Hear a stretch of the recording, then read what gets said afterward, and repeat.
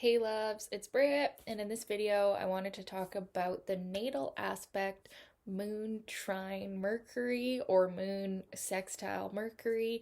This is a really nice aspect to see in the natal chart, and I feel like it can be one of these aspects that acts as a saving grace aspect, even if there's a lot of other hard aspects in the chart or hard aspects to the moon in the chart.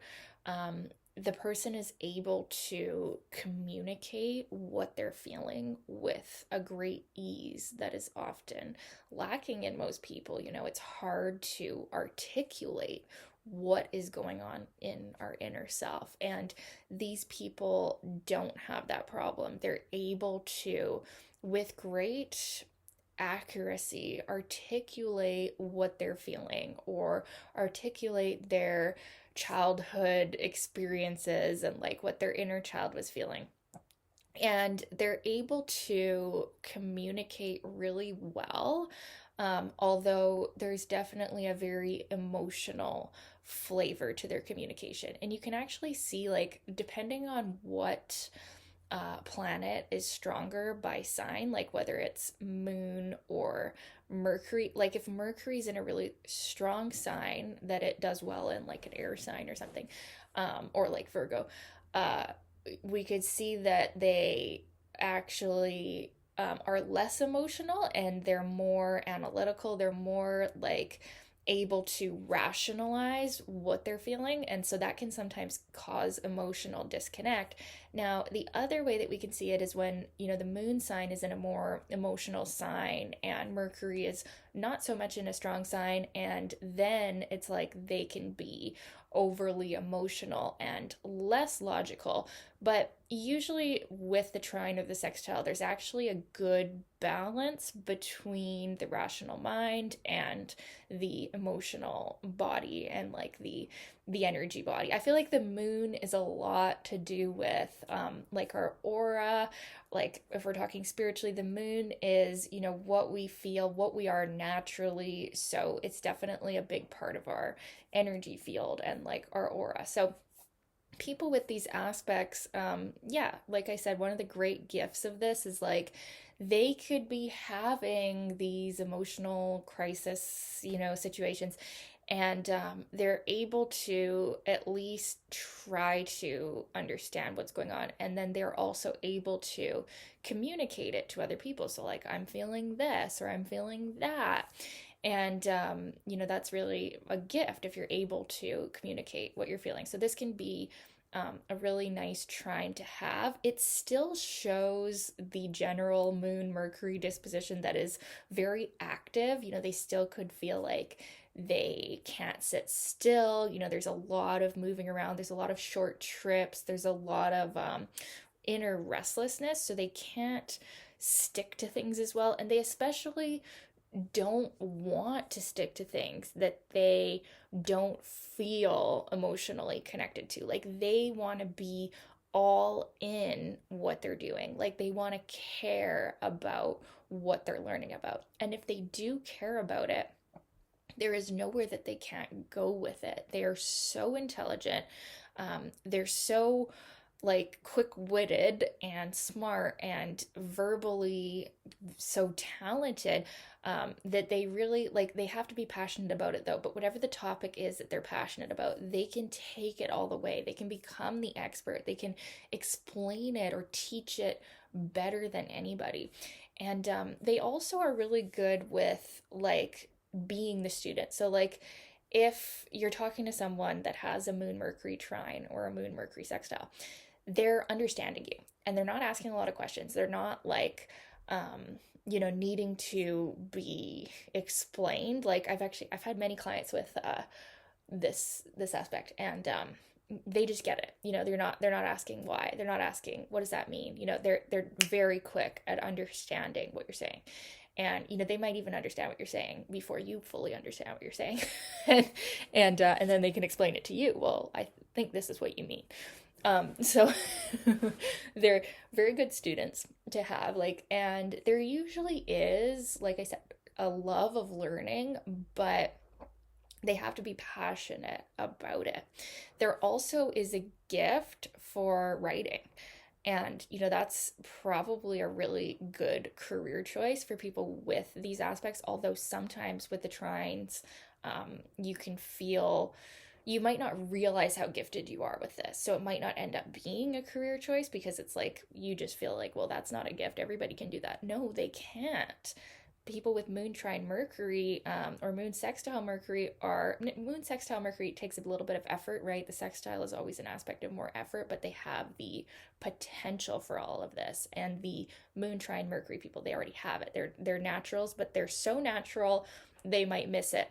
So they can be awesome writers, because they're able to, and it's even better actually if they have some other harsh aspects going on to their moon, because then, like, if it's moon square Pluto and then moon trine Mercury, it's like they can write all this dark stuff and, like, be a very good storyteller and being able to, like, just totally captivate people with their writing. And it could be like about like these plutonic themes that they're going through internally, right? Or, if their moon is square Neptune, but their moon is trine Mercury, then it's like they can write all of these, spiritual concepts, or these, things that they're struggling with emotionally. They're like able to take whatever's moon square or moon is opposing or moon is conjunct or whatever archetype we've got going on, like whether it's Neptune, Pluto, or Saturn or whatever, we're able to write about it, and we're able to, like, bring healing to ourselves through expressing the archetype of that planet that's making the hard aspect. And that is really favorable for healing. Now, there is the danger, though, that we're going to spend too much time in the mind and, like, analyzing something or rationalizing something rather than really allowing ourselves to fully feel it, especially, like I said, if Mercury is, like, stronger. But that's that's the one potential downside of this aspect, is we might be too quick to start writing about it when it's like, whoa, we need to just sit there and feel it, right? But like I said, with these people, they are on the go. They don't want to wait around for the emotion to pass. They just want to get right into expressing it, and or creating something out of it, right? So it might be, good advice once in a while to, like, just sit with things and just, like, meditate on it. You're not having to tell someone you feel this way right away, or you're not having to write it out, or, turn it into creativity right away. But there is a gift for creativity, and there is a gift for, like I said, writing, speaking, what are the books, like journalism, right? This is another good use of this. Anything to do with taking something out of the mind, taking something out of the heart, taking something out of the emotions or out of the childhood, and turning it into, pen on a paper and just writing it out, or typing it out, or just speaking it out. There's a lot of real giftedness with that. And there's also, like I said, that high intelligence and ability to just kind of understand things. They can also be very, like, I'd say, like, handy, like, and they might feel like they're actually maybe slower with like the real practical aspects of life, but, like, if it comes to, like, fixing something around the house, or they can be very quick and very able to learn how to do anything. So, like, I think they could open their mind a bit more to what they're actually capable of, because they could be capable of, many varying technological tasks and, like, things around the house. So that's another gift of this aspect, is, like, they're able to learn so quick. They could be able to fix things. They can see solutions where other people can't. So they're actually really good, like, in a crisis situation, because they're able to, when people are reacting emotionally, or their own self, they're reacting emotionally, they're still able to see the solutions while they're, having their crisis, or while someone else is in their crisis. They're able to be there and offer practical support and solutions, which might actually annoy other people at times. Why can't you just be with me instead of, like, offering solutions? But it really is a gift to be able to kind of step outside the emotions and, like, still be able to see rationally. So this is actually an aspect of really good judgment. Now, you could have other things going on that are going to show that maybe we shouldn't be so quick to instinctually trust like what we're thinking and feeling. But usually with this aspect, it's like we're, like I said, we're able to step outside of the emotion and like see the right course of action. So there can be really good judgment with these aspects and really good like reflexes even with moon trine Mercury or moon sextile Mercury. Like they can have good reflexes and just high intelligence. There's really not a lot negative to be said that I haven't already said with these aspects, because they really, like I said, I think this can help out a lot if you have some other emotional difficulties going on. um, these aspects are really great for being able to express that. I would say that, like, energetically, the throat chakra is quite active.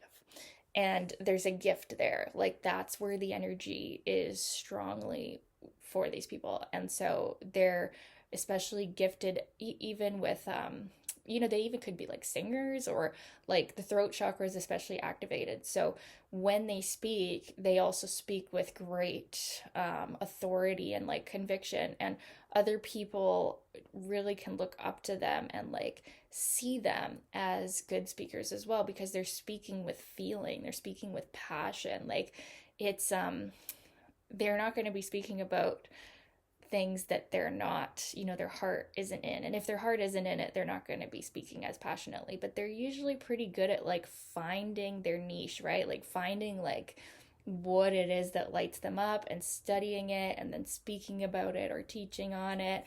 And yeah, it's a really nice aspect to see in the natal chart.